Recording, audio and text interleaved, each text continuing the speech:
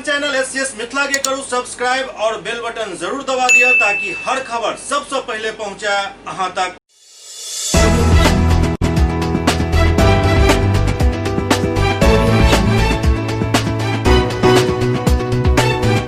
नमस्कार, अहाँ सब देख रहे छी एससीएस न्यूज। हम छी कमलेंद्र झा और खबर के शुरुआत करी और सबसे पहले बात करी दरभंगा के आयुक्त मयंक बरबरे के जे अपना कार्यालय कक्ष में आए चुनाव से संबंधित एक समीक्षा बैठक केलन। दरभंगा के आयुक्त मयंक बरबरे अपना कार्यालय प्रकोष्ठ में आगामी बिहार विधानसभा चुनाव 2020 के तैयारी के लेकर प्रमंडल स्तरीय एक समीक्षा बैठक आयोजित केलन।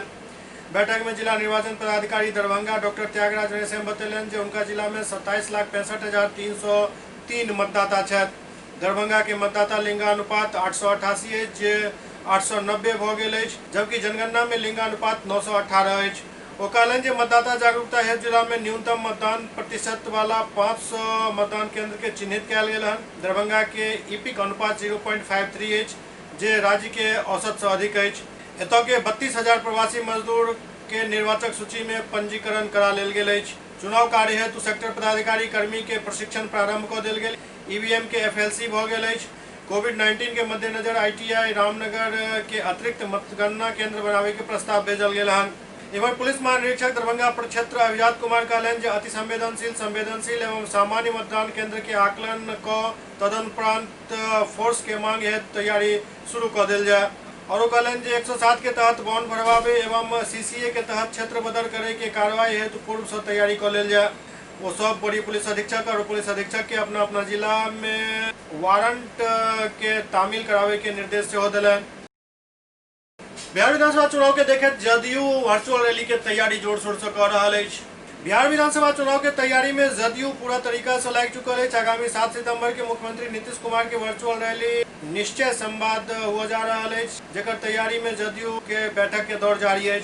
आई के बैठक में जदयू नेता राजीव रंजन बैठक के संबोधित कर कार्यकर्ता सब के कई दिशा निर्देश जारी कलन। विधानसभा क्षेत्र के कोने कोने से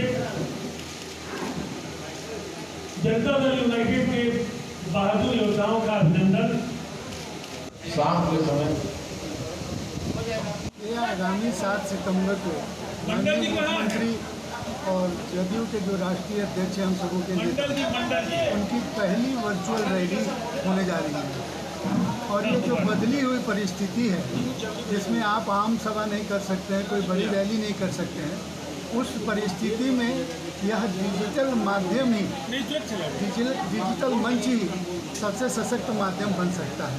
और हमें यह बताते हुए वो खुशी हो रही है कि इतनी बड़ी पार्टियों के बीच में भी हमारी पार्टी ने एक ऐसा मंच, एक ऐसा ऐप तैयार किया है, डिजिटल ऐप, जो जिसकी क्षमता एक साथ लाखों लोगों को एक साथ जोड़ने की है। यह उपलब्धि भी हमारी पार्टी की है। और उसी मंच के माध्यम से माननीय मुख्यमंत्री आगामी 7 सितंबर को जो संबोधन करेंगे वह देश और खासकर इस राज्य के विकास की दिशा में एक नया अध्याय शुरू होगा। उसके बारे में एक झलक मिलेगी उस संबोधन में। साथ ही बिहार में जो बदलाव हुए हैं, जो विकास के कार्य हुए हैं, उससे भी लोग अवगत हो सकेंगे मुख्यमंत्री के इस संबोधन से। उसके साथ ही पार्टी कार्यकर्ताओं में एक गजब का उत्साह अभी देखने को मिल रहा है और उस संबोधन के प्रति लोग काफ़ी आशान्वित हैं। उनमें भी एक नई शक्ति का संचार होगा। ये जो आने वाला विधानसभा चुनाव है जो उसके लिए यह काफ़ी लाभप्रद होगा। 7 सितंबर को राज्य के लोकप्रिय मुख्यमंत्री और जनता दल यूनाइटेड के राष्ट्रीय अध्यक्ष श्री नीतीश कुमार जी वर्चुअल रैली को संबोधित करेंगे। निश्चय संवाद के नाम से आयोजित इस रैली के जरिए 15 वर्षों के जो विकास कार्य हैं और आने वाले समय का जो रोडमैप हो उस पर वो विस्तार से चर्चा करेंगे। साथ ही जीत का गुरु मंत्र भी इस अवसर पर बोलेंगे। इधर बिहार विधानसभा चुनाव में प्रबुद्ध लोक सब एबर किस्मत आजमावे के लेल जोर आजमाइश शुरू कर दिलन अछि। बिहार विधानसभा चुनाव में पैघ पार्टी के साथ साथ छोट पार्टी और खासकर प्रबुद्ध लोग से चुनाव लड़े के लिए सामने आ रहा है।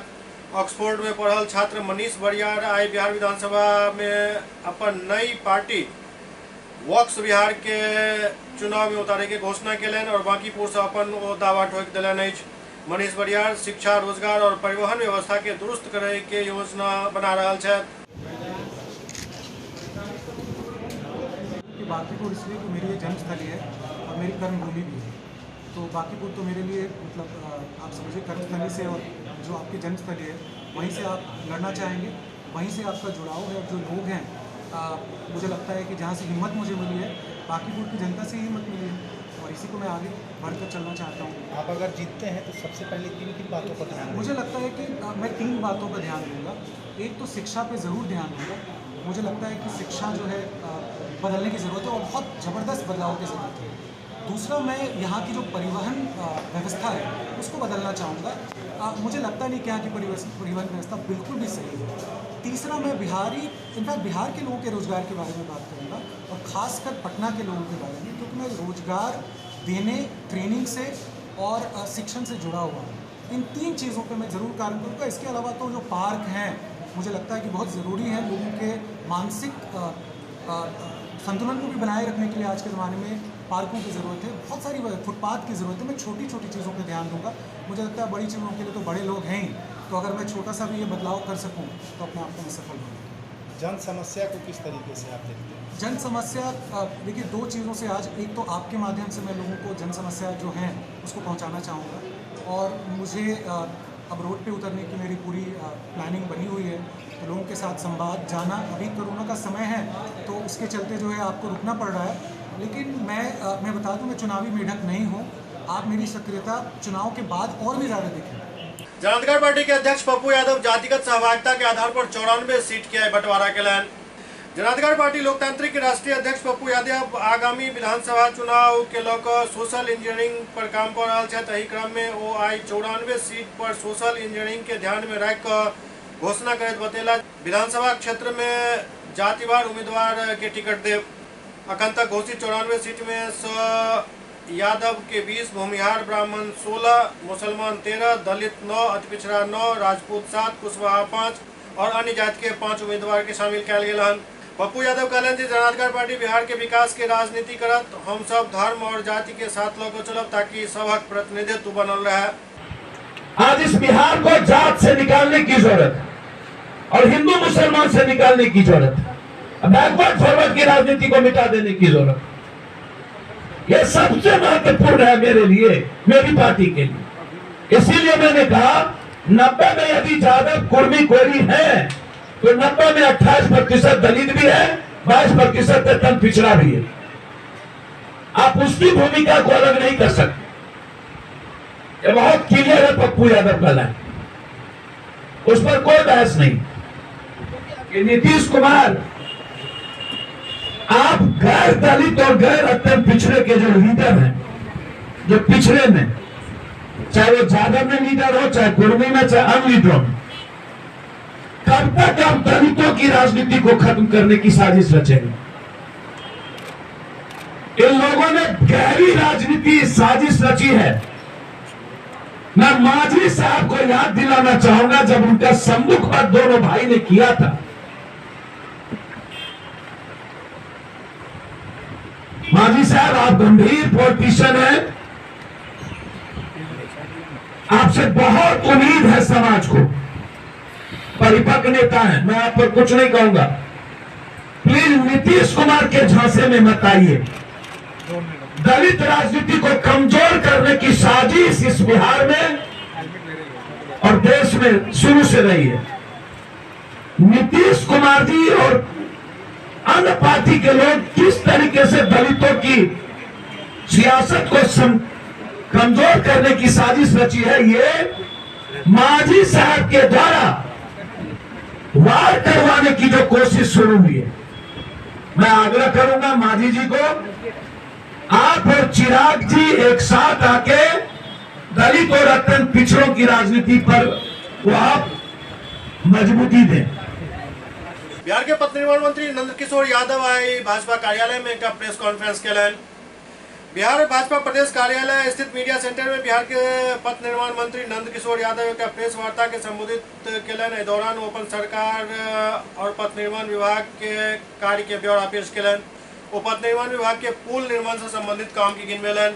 नंदकिशोर यादव कहलन जे आज़ादी के बाद से 2005 तक बिहार के 6 प्रमुख नदी पर केवल 16 पुल बनायल गेल छल, जबकि एनडीए के शासनकाल 2005 से लऽ कऽ 2020 तक के कार्यकाल में 25 पुल के निर्माण करायल जा चुकल है और 3 साल में 46 टा पुल और बनकर तैयार हो जाए। कि विगत 15 साल में एनडीए की सरकार ने कितना काम किया है और उसके पहले की सरकारों ने कितना काम किया है। अगर विशेष करके आप पथ निर्माण का विचार करिएगा तो मैं बताऊं आपको कि 1950 से लेकर 2005 तक बिहार की जो 6 प्रमुख नदियां हैं, गंगा, गंडक, कोसी, सोन, बागमती, फल्गु, इन 6 नदियों पर आज़ादी के बाद से लेकर 2005 तक केवल 16 पुल बनाए गए थे और 2005 से 2020 के बीच में इन्हीं 6 नदियों पर हमने 25 पुल बना करके जनता को समर्पित कर दिया है। 14 पुल पर काम चल रहा है, 2 पुल के टेंडर हमने किए हैं और 5 और पुल प्रस्तावित है। मतलब साफ है, आप समझ सकते हैं कि 46 पुल अगले 3 साल के अंदर इन 6 नदियों पर बन जाएंगे, जबकि आज़ादी के बाद से लेकर 2005 तक केवल 16 पुल बनाए गए थे।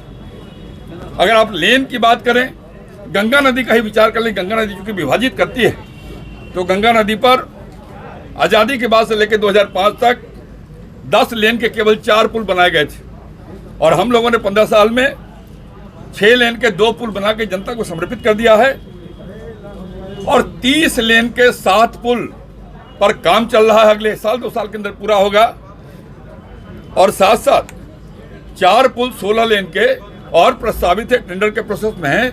मतलब बड़ा साफ है, 2005 से 2020 के बीच में 52 लेन का पुल अगले 2 साल के अंदर जनता को हम समर्पित करें केवल गंगा नदी पर। अगर हम केवल स्टेट फंड की बात करें तो इंटरमीडिएट लेन 2005 में 1705 किलोमीटर थे, आज के डेट में 5654 किलोमीटर इंटरमीडिएट लेन बना के हमने जनता को समर्पित किया है। जो डबल लेन है 7 मीटर चौड़ी सड़क, वो 2005 में केवल 160 किलोमीटर था और आज 4429 किलोमीटर स्टेट हाईवे बनाकर हमने जनता को समर्पित किया है। आप जानते हैं कि माननीय प्रधानमंत्री जी ने जो पैकेज दिया था उसमें 54,700 करोड़ रुपया केवल सड़क और पुलों के लिए आवंटित किया है।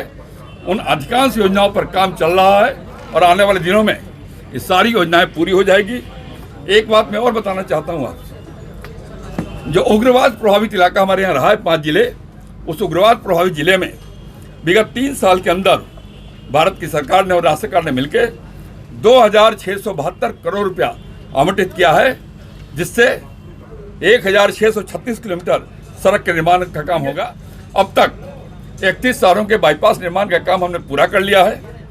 बड़े पैमाने पर फ्लाईओवर के निर्माण का काम कर रहे हैं, आरओबी के निर्माण का काम कर रहे हैं। एक बड़ा परिवर्तन आप यह भी जानते हैं कि हमने चचरी पुल की संस्कृति को बिहार में समाप्त किया है। लगभग 5,000 छोटे बड़े पुल हमने बना करके लोगों के आवागमन के मार्ग को सुलभ किया है। 6 घंटे में पटना पहुंचने का लक्ष्य हमने पहले तय किया था, उसको तो हमने प्राप्त कर लिया। अब 5 घंटे में सुदूर इलाके से पटना पहुंचने का लक्ष्य प्राप्त करने के लिए हम काम कर रहे हैं। दरभंगा नगर से विधायक संजय सरावगी आई शाहगंज बेता में एक सड़क के शिलान्यास केलन।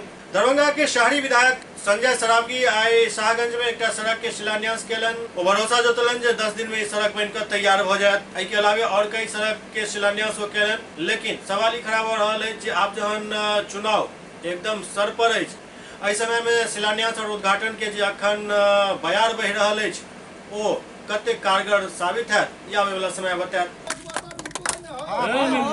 ये वाला फुट गया हमारा 55 आदमी रहिएगा तो इतना फुटबॉल नहीं करिएगा।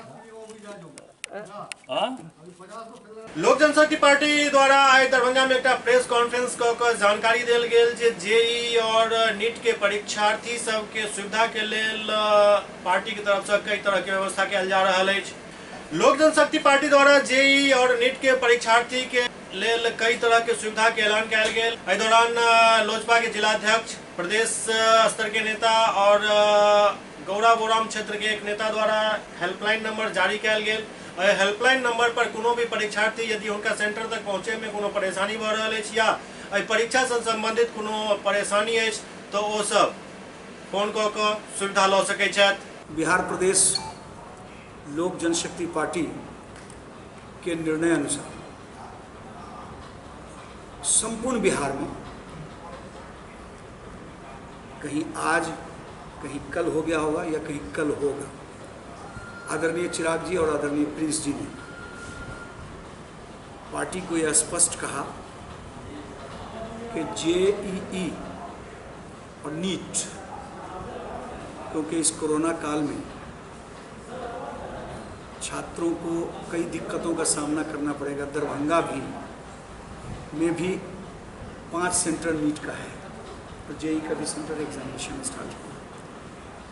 तो आज आपके माध्यम से हम जेईई के उन छात्रों और नीट के छात्रों को शुभकामना भी देते हैं और आपके माध्यम से 3 मोबाइल नंबर हम चाहेंगे कि प्रिंट मीडिया के जो साथी बैठे हैं उनसे अनुरोध करते हुए कि एक मेरा नंबर डॉक्टर शाहनवाज अहमद कैफी, प्रधान महासचिव बिहार प्रदेश लोक जनशक्ति पार्टी, 9431086457 और मेरे दरभंगा जिला लोक जनशक्ति पार्टी के जिला अध्यक्ष आदरणीय देवेंद्र झा जी का मोबाइल नंबर 9308709351 और जैसा कि निर्देश था कि जो पार्टी के संभावित उम्मीदवार हैं, जो अपने आप को लोक जनशक्ति पार्टी की जो शर्तें थी कि अपनी विधानसभा में 25,000 मेंबर्स बनाएंगे, उस मेंबर्स की जो सीमा है उसको जिन लोगों ने मतलब पार किया है और जिन्होंने बूथ लिस्ट बनाई है, जिन्होंने बूथ की समस्या नोट की है, उसमें हमारे भाई हैं जो गौराबोराम विधानसभा में से सदस्यता इन्होंने बनाई है, प्रभाकर ठाकुर जी, और इनका भी मोबाइल नंबर है 85 ये 3 नंबर हम जेईई के छात्रों और नीट के जो छात्र छात्राएं हैं जो दरभंगा में परीक्षा केंद्र जाने में उनको दिक्कत होगी, तो हम ये 3 नंबर आज आपके माध्यम से प्रकाशित कर रहे हैं कि उनको जिस तरह की दिक्कत होगी, लोक जनशक्ति पार्टी परिवार उनकी उन दिक्कतों को दूर करने का प्रयास करते हुए उनको उनके गंतव्य स्थान यानी कि जो उनका सेंटर है, केंद्र है, उस पर पहुंचा के एससीएस न्यूज में अखन वक्त भऽ रहल अछि एकटा ब्रेक के बाद समाचारक सिलसिला जारी अछि। Global health care and diabetes research centre, जो बिहार में पहला अंतर्राष्ट्रीय तकनीक एवं आधुनिक सुविधाओं से लैस सुपर स्पेशलिटी डायबिटीज केंद्र है, जहां एक छत के नीचे डायबिटीज से संबंधित सारी सुविधाएं मौजूद हैं, जैसे कि diabetes heart care, diabetes eye care, diabetes neuro care, diabetes foot care, diabetes pharmacy और डायबिटीज प्रयोगशाला। पता जीसस एंड मैरी स्कूल के पास, Rahamganj, Darbhanga, Bihar. Doctor RLR public school CBSE curriculum, गुणवत्तापूर्ण शिक्षा को प्राथमिकता, सेल्फ कॉन्फिडेंस को बढ़ाना हमारा मकसद है। सामाजिक कार्यों के प्रति सजग, स्कूल में कड़ाई से CCE पैटर्न CBSE पाठ्यक्रम के द्वारा लागू है। यहाँ ई-लाइब्रेरी की सुविधा उपलब्ध है, कंप्यूटर लैब की सुविधा उपलब्ध है, उन्नत लेबोरेटरी की सुविधा उपलब्ध, स्मार्ट क्लास की पूरी व्यवस्था यहाँ उपलब्ध है। छात्र छात्राओं को स्कूल तक लाने और घर तक पहुँचाने के लिए ट्रांसपोर्ट की व्यवस्था उपलब्ध है।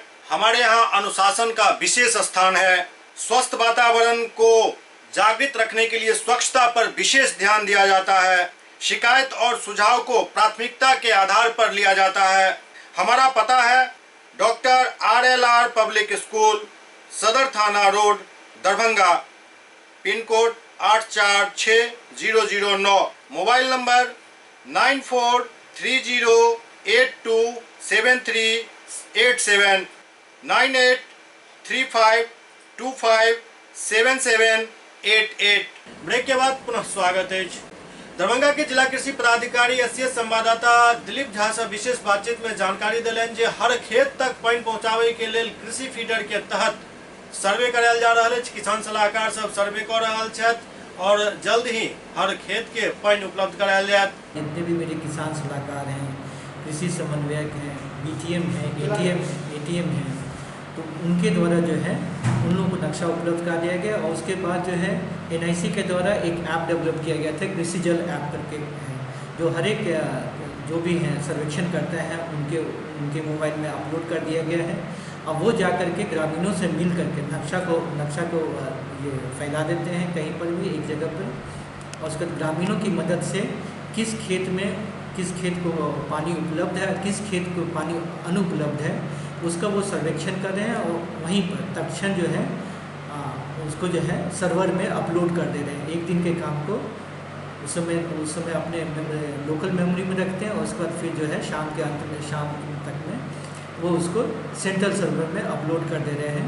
तो अभी तक जो हम लोग के यहाँ पर है दरभंगा में 12,47,000 हम लोग के यहाँ पर कुल जमाबंदी है, उसमें से करीब 1,60,000 प्लॉट का सर्वेक्षण हो चुका है। तो बहुत द्रुत गति से काम चल रहा है। हमें लगता है 1 सप्ताह से 10 दिन के अंदर में ये काम भी पूरा हो जाएगा। क्या हर खेत में जल पहुंचाना ये सरकार का मिशन है? हाँ, माननीय मुख्यमंत्री जी को आपको पता होगा कि 15 अगस्त के दिन जो है उन्होंने कहा, अपनी इच्छा व्यक्त की थी कि हमने तो हर घर नल जल उपलब्ध करा दिया गया है। और कृषि में अगर जो क्रांति देखनी है तो जल जो है एक आवश्यक अवयव है।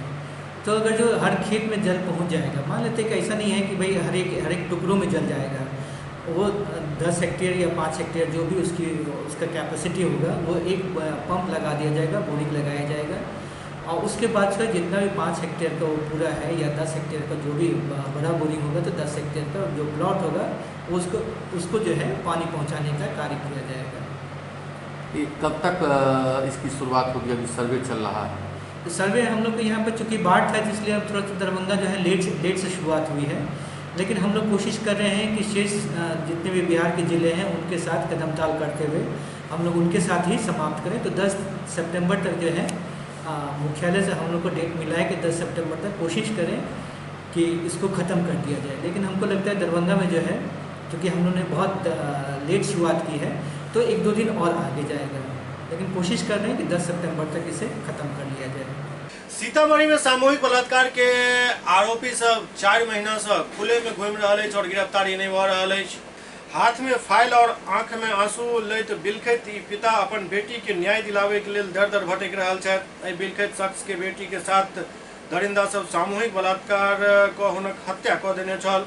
अपन मृत बेटी के न्याय दिलावे के फरियाद ल क एक पिता फिर DSP के दरबार में पहुंचला ताकि उनकर बेटी के न्याय मिल सके। दरअसल 11 अप्रैल 2020 के एक 10वीं के छात्रा पुनौरा थाना क्षेत्र के रंजीतपुर गांव में दरिंदा सब सामूहिक बलात्कार केने छल, जाय के बाद लड़की के हत्या से होकर देल गेल छल।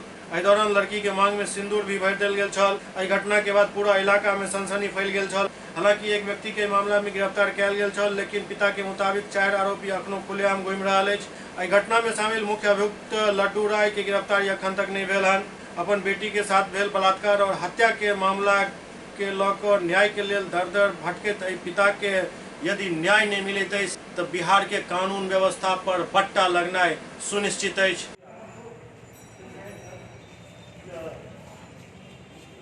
सर लॉकडाउन जो लगल ना तो इनमें 10/4 के रात में घर से लड़की के अगवा करके साथ शारीरिक सामूहिक दुष्कर्म करके लोग हत्या कर दिले, मांग में सिंदूर भर दिले, वो पेड़ के नीचे लटका दिले।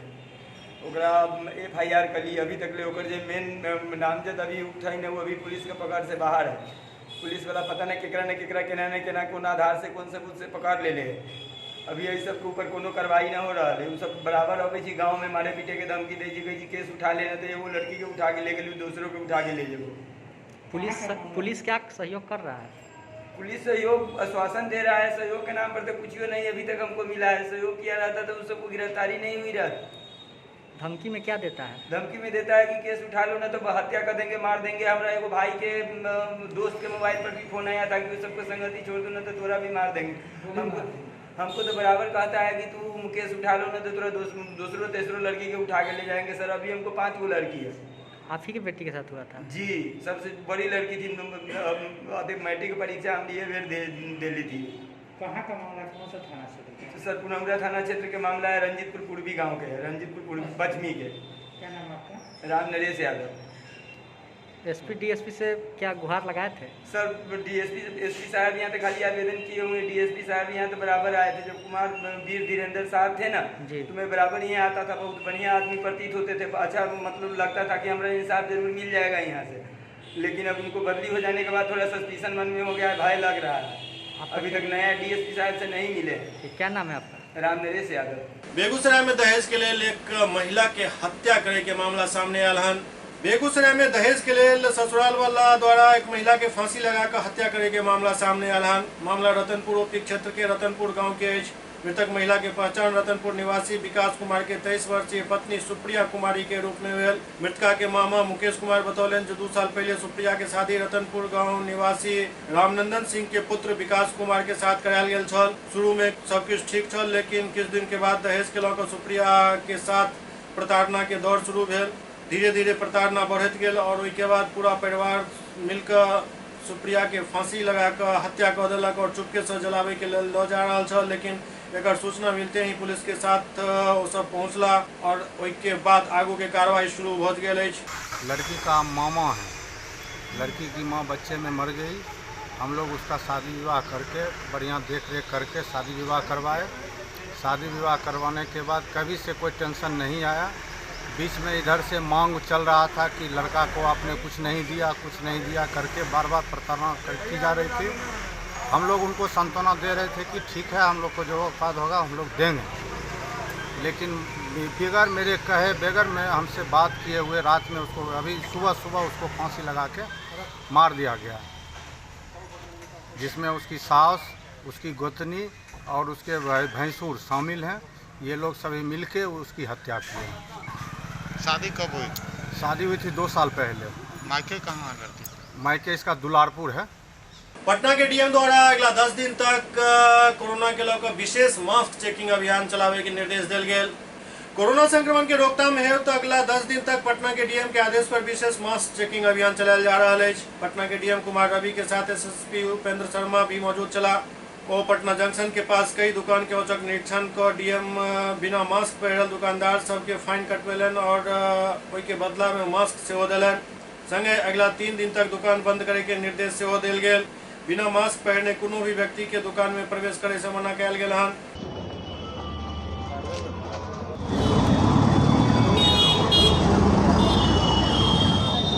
मास्क पहनना बाबू, मालूम है कि नहीं? मास्क पहनना बोलो, मालूम है कि नहीं? मास्क पहनना है, हाँ या नहीं बोलो? क्यों नहीं पहनना? बुतला देता है। हाँ हाँ, सबको बताओ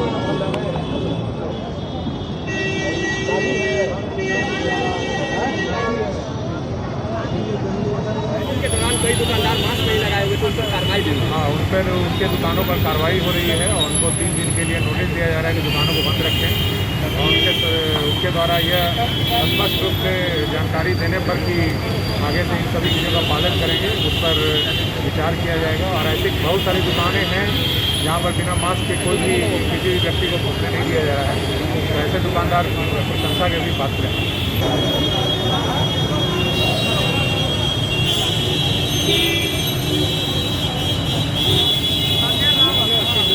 सीतामढ़ी के महिला जिलाधिकारी अभिलाषा कुमारी शर्मा द्वारा मानवता के एक मिसाल पेश कयल गेल।